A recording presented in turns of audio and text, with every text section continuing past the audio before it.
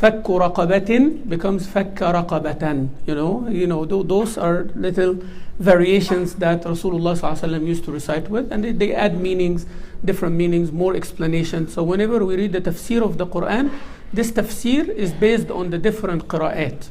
Tafsir based on different qira'at. That's why sometimes a person read, and even if they know Quranic Arabic, and then they find the meaning in tafsir is a little bit different, and they don't know why, because there is another qira'ah giving you another meaning. All right? So this is also something I wanted to introduce. So whenever you're reading in the tafsir, you have to be aware of all of these things. And by the way, one piece of information, a little bit advanced, but you will be surprised. None of the tafsir books, no single one, that they made tafsir according to the recitation of Hafs.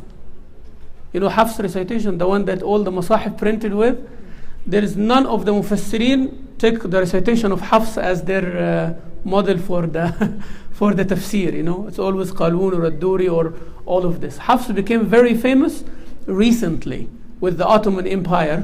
They chose that one, and that's why it became very famous. But Hafs an Asim, until like 300 years ago, was not famous at all. It was the least famous among all the qira'at. So this is about the recitation.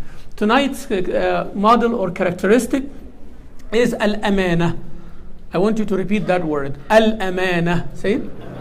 And the characteristic, when it becomes to a characteristic of a person, he is becoming ameen. He is becoming what? Ameen. So if you have amana, you are? Ameen. Say it again. If you have amana, you are? Ameen. All of us want to be ameen, inshaAllah Rabbil Alameen. And the amana, Allah Azza Jal told us, إِنَّ اللَّهَ يَأْمُرُكُمْ أَن تُؤَدُّوا الْأَمَانَاتِ إِلَى أَهْلِهَا.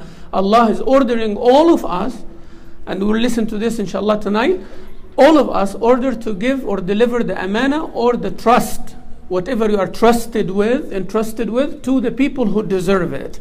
And that is what we think amana is.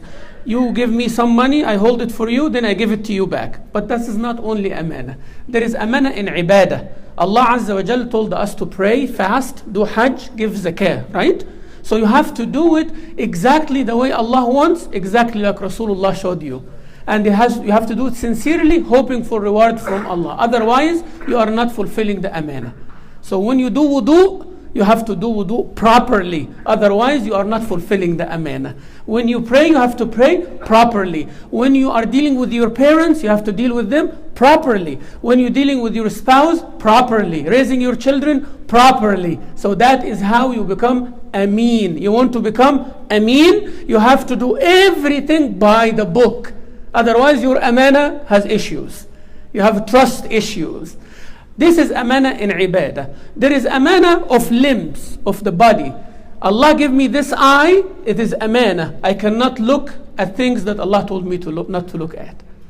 Right? This tongue is amana. This ear is amana. This hand is amana. This leg is amana. This heart is amana. This intelligence is an amana.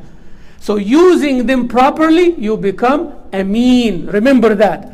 And there is amana of responsibility. If you are a husband, you have amana as a husband. If you are an employer, you have amana as an employer. If you are an employee, you have an amana as an employee. You do that, you become ameen. Last one is the amana with Allah Azza wa Jal. With Allah subhanahu wa ta'ala. You are carrying that amana to give advice to people when they need, to help others when they need, to be passionate with others when they need, to be merciful with others when they need, to respect others when they deserve. So this is the amana I wanted to share with you tonight. May Allah make us among the ameen, inshallah. So please, we drive it home. Are we ameen enough? Inshallah, we'll try our best. بإذن الله تعالى. وصلى اللهم على محمد وعلى آله وصحبه وسلم والحمد لله رب العالمين.